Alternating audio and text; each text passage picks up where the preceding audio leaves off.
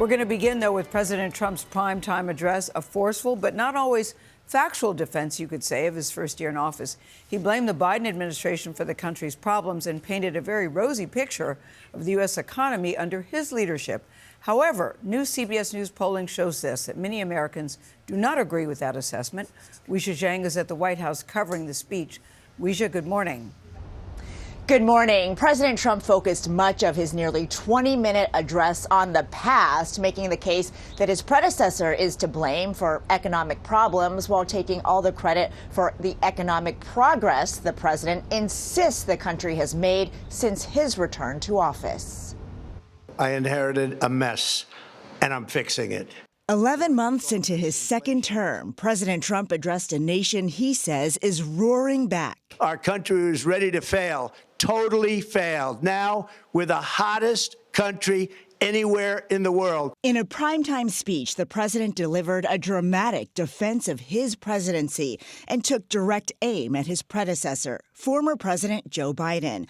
Trump argued his policies have fixed past immigration and border issues. We inherited the worst border anywhere in the world, and we quickly turned it into the strongest border in the history of our country. And solved economic woes. Inflation has stopped. Wages are up. Prices are down. November Consumer Price Index data released today says inflation sits at 2.7%, down slightly from the month President Trump took office.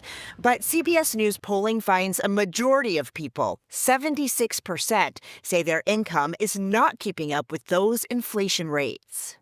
Despite the concerns, Trump remains confident his plan is working. We're poised for an economic boom, the likes of which the world has never seen.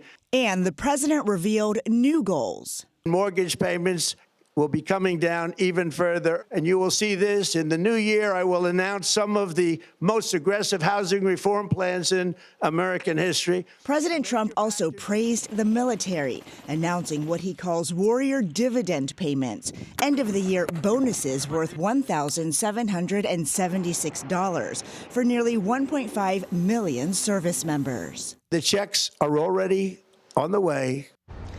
President Trump knows the economy is going to be a make-or-break issue when it comes to the midterm elections next year, determining control of Congress and, by extension, his own legislative agenda. And Trump is already taking his message on the road with a rally-style event planned in North Carolina tomorrow. All right, Weisha, thank you.